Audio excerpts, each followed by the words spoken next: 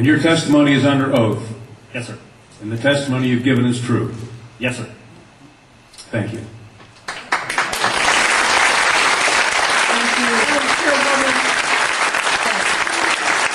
Congresswoman Stephanie Pabsdale.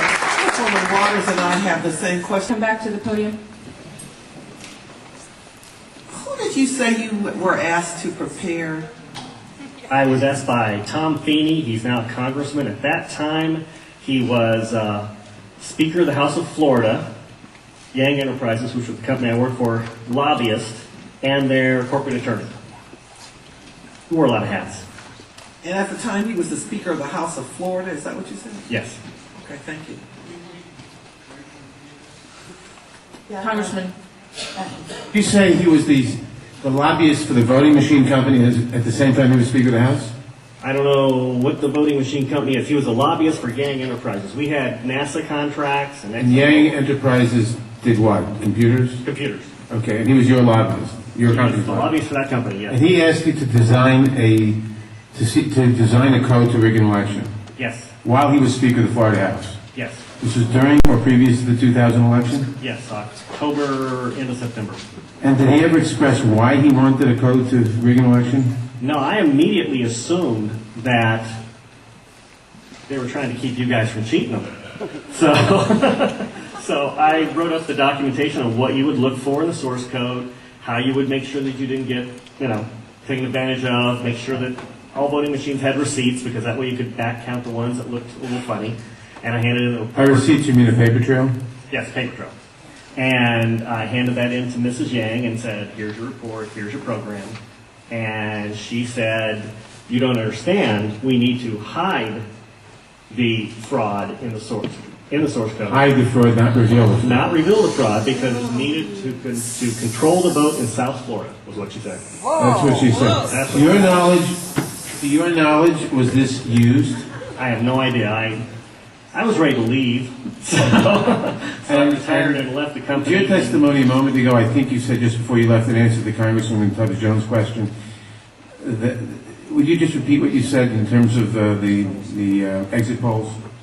Oh, the exit polls should not be significantly different than the vote. And if they were, you would conclude what? I would conclude someone's playing with the vote. Now with the exit polls? That's possible too. Okay, I was going to ask why something is definitely skewed. Something is skewed in one or the other above. Right. To select which one, you'd have to see where the problem is. Let me ask you one further question. Assuming for the moment that such software, that's what you call it, such software to rig a vote was used in one or more machines in Ohio or in Florida, could you today detect that if you looked at the source code? If you could get the machines and they have not been patched yet, I mean, once they get in and touch them, anything can happen. You can also set timers to do that, but then you see the timers.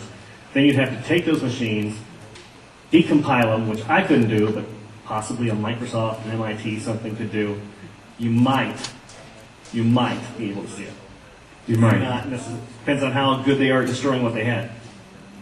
Destroying what they had by tampering with the machine afterwards, or by programming a destroy instruction in the first place? Right, because since you didn't...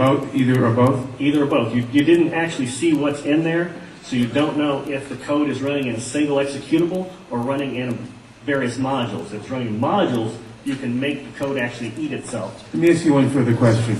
I've been told that people who assume that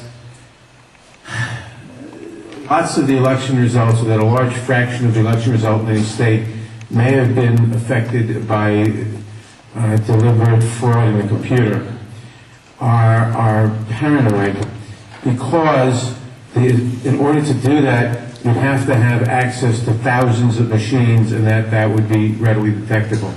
To what extent is that true? It depends on the technology you use. If you did a central tabulation machine that fed in, all you'd have to do is set a flag. You set a flag, the central tabulation machine would then flip your vote.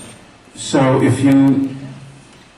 one person putting in bad code in a central tabulation machine could affect thousands and thousands or tens of thousands of votes. Right, and you could activate it either automatically, Or you could make it so that there's code existing on like an electronic machine that feeds it, where you would punch it in, it would set the flag, the server would see the flag, and then And if you had a recount, and there were no paper trail, would that be, assuming that had happened, would that be revealable by seeing a discrepancy between what the central tabulator showed and what the individual machines, which had not been tampered with, showed? not if I wrote it, Why not? In other words, I would make it match. you could work back from the tabulator to the individual machines, so that the tabulator would tell the machines to switch their results, Yes, it talks both ways. You can flip it to Congressman, whatever you need. and they actually do talk to each other. The Yes. machines As long and as the it's tabulator. hooked up, as long as it's networked together, they can talk to each other. So in other words, there is absolutely no assurance whatsoever on anything with regard to these machines. Absolutely none, unless you look at the source code and make sure it's safe before it goes out. Thank you very much. thank you, Congressman Mathers. I know that Congresswoman Waters has a question, and then Senator Miller, and then Congresswoman Stephanie Tubbs Jones. This will only take a moment if you would come back to the, I'm new at this. as you know, there has been a lot of discussion about, I think it was Diebold Company, their relationship to the president and the administration, and supposedly comments about helping to ensure that the president was reelected. In your world, in your environment, have you heard any of this kind of discussion? Do you know people who work for Diebold? Do you have any sense of any actions that may have been taken? I don't know anything about that at all. Yeah, thank you. Sorry. Senator Miller. Thank you, Madam Chair. Sir, I suspect people will attack you in terms of your credibility. Could you restate once again your credentials? I'm a programmer. I worked for NASA, worked for ExxonMobil, worked for Florida Department of Transportation, and other elements of my story, because this company, well, let's get into it. Why not?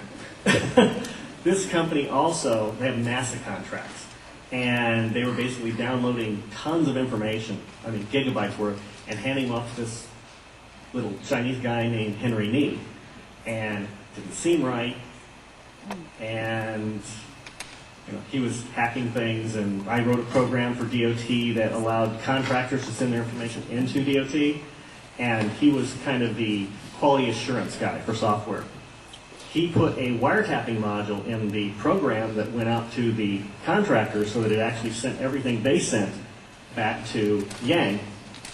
So I reported all this, and just last March, I think, he was arrested for attempting to send anti-tank missile chips to the capital of Communist China.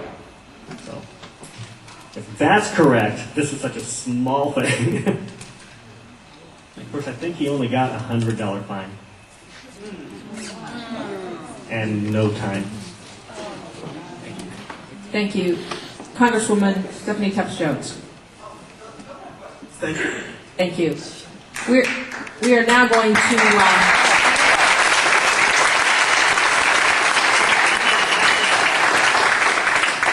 back to the public testimony, and